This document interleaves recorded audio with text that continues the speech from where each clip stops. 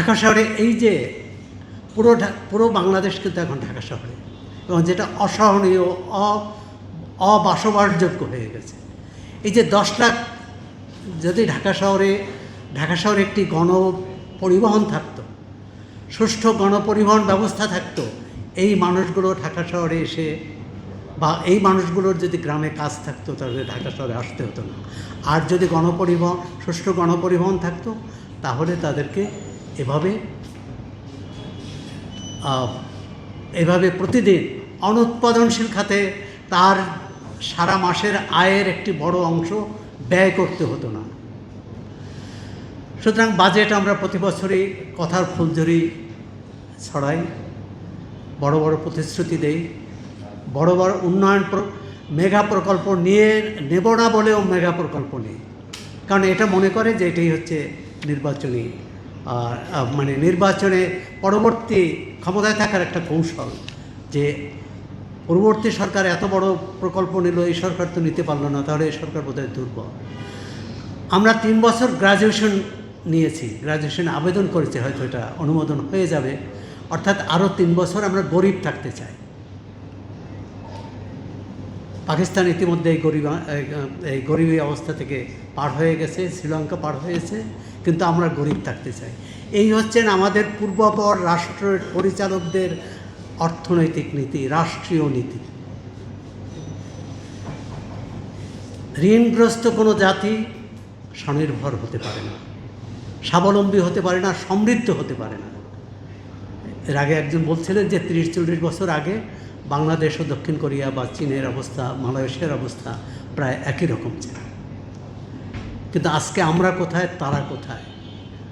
আরেকটি বড় প্রশ্ন যেটি এখানে আসেনি, রাজনৈতিক প্রশ্ন। আমরা ভেবেছিলাম 5 আগস্টের গণ অভ্যুত্থানের মধ্য দিয়ে রাজনৈতিক প্রশ্নের মীমাংসা হয়েছে, কিন্তু আজকে তো সংসদে দেখি প্রতিদিনই এই মীমাংসা হয়নি, সংসদের বাইরেও দেখি রাজনৈতিক প্রশ্নের মীমাংসা হয়নি।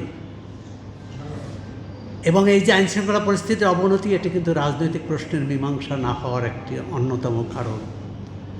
সুতরাং সরকারকে ঠিক করতে হবে যে যেটাই সম্ভব উচ্চাভিলাষের মধ্যেও যতটুকু বাস্তবায়ন সম্ভব সেটি বাস্তবায়ন করার জন্যে সুষ্ঠু স্থির রাজনৈতিক পরিবেশ প্রয়োজন।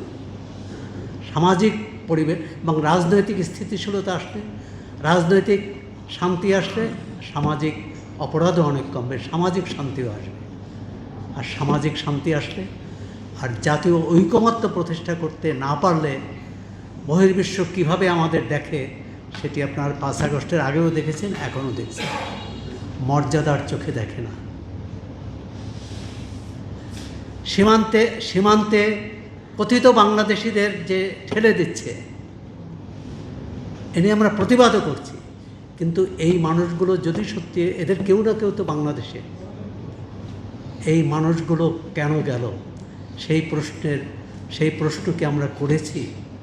দারিদ্র্যের কারণে গেছে, কাজ না পাওয়ার কারণে গেছে। এখানে না হয় আপনি সীমান্ত থেকে ঠেলে দিচ্ছে, যুক্তরাষ্ট্র থেকে বিমানে হাতকড়া পরিয়ে, শিকল পরিয়ে যে বাংলাদেশে পাঠিয়েছে, আমরা তো কেউ প্রতিবাদ করিনি। বিমানবন্দর যে মার্কিন দূতাবাসে তো কেউ বিক্ষোভ করেনি। সুতরাং বিক্ষোভ পছন্দসই বিক্ষোভ হবে, কারো বিরুদ্ধে কোনো অন্যায়ের বিরুদ্ধে আমরা সোচ্চার হব আর কোনো অন্যায়কে মেনে নেব। একজনে বলছিলেন যে যুক্তরাষ্ট্রের সাথে যে চুক্তি হয়েছে, যে বাণিজ্য চুক্তি হয়েছে, অসম নয় শুধু, এটি হচ্ছে অধীনতামূলক চুক্তি। আমরা অন্য দেশের সাথে বাণিজ্য করতে পারবো কিনা এটি যুক্তরাষ্ট্র ঠিক করবে, যে তার কোনো ক্ষতি হয় কিনা। তার যদি ক্ষতি হয় মনে করে, তাহলে আমরা সেই চুক্তি করতে পারবো না।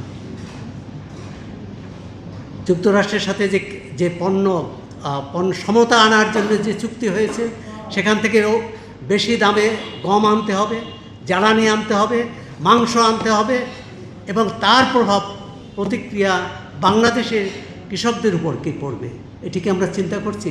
বাজেটে কি এই কথা আছে? নেই।